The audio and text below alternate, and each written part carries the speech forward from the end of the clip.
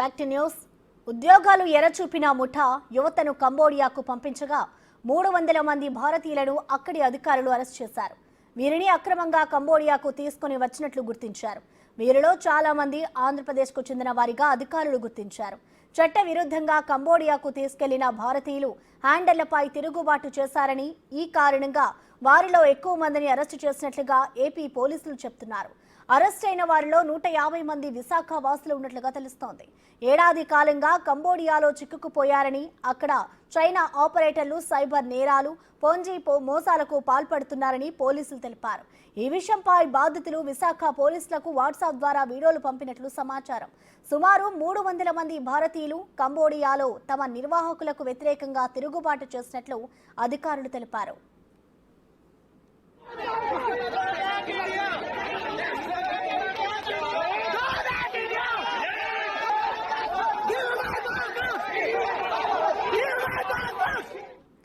విదేశాల్లో ఉద్యోగాలు ఇప్పిస్తామని చెప్పి కంబోడియాలోని ఏజెన్సీలకు నిరుద్యోగులను విక్రయిస్తున్న అంశంపై మరింత లోతైన దర్యాప్తు చేపడుతున్నట్లు నగర పోలీస్ కమిషనర్ రవిశంకర్ తెలిపారు. మానవ అక్రమ రవాణా మూలాలను ఛేదించేందుకు జేఎస్పీ ఫకీరప్ప సారథ్యంలో మొత్తం 7 ప్రత్యేక బృందాలను ఏర్పాటు చేసినట్లు ఆయన తెలిపారు. ఆయా బృందాలు వీటి స్వరూపాన్ని వెలికి తీసేందుకు విస్తృతంగా పనిచేస్తున్నాయన్నారు. ఇందుకు సంబంధించి ఇప్పటికే 3 ఏజెంట్లను అరెస్టు చేశామన్నారు. వీరి ద్వారా విశాఖ పరిసర ప్రాంతాల నుంచి 150 మంది వరకు కంబోడియాకు రవాణా చేశారని, వారిని అక్కడ ఒత్తిడికి గురిచేసి సైబర్ నేరాలకు పాల్పడేలా చేసినట్లు గుర్తించామన్నారు. విశాఖపట్నం సిటీ పోలీస్లో మంచి ఒక కేసు డిటెక్ట్ చేశారు.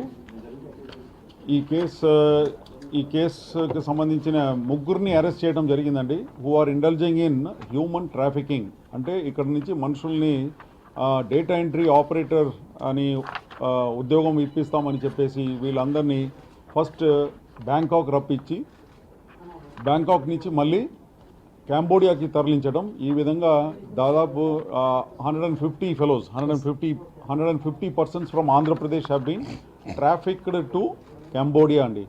కంబోడియాలో తీసుకువెళ్ళేసి వీళ్ళ ద్వారా అక్కడ మన వేరియస్ ఆన్లైన్ స్కామ్స్ ఏదైతే ఉందో అదంతా కూడా బలవంతంగా వీళ్ళని ఒక రూమ్లో కూర్చోపెట్టేసి వాళ్ళకి భోజనాలు ఇవ్వకుండా ఈ విధంగా వాళ్ళ మీద ఒత్తిడి తీసుకొచ్చేసి వాళ్ళ ద్వారా ఇండియాలో స్కామ్స్ నడిపించటం. ఇండియాలో ఆన్లైన్ స్కామ్స్, డిఫరెంట్ స్కామ్స్ ఏదైతే ఉందో like job scam, online FedEx scam ఉంది, ఫెడెక్స్ కొరియర్ స్కామ్ మీ అందరికీ తెలిసిన విషయమే.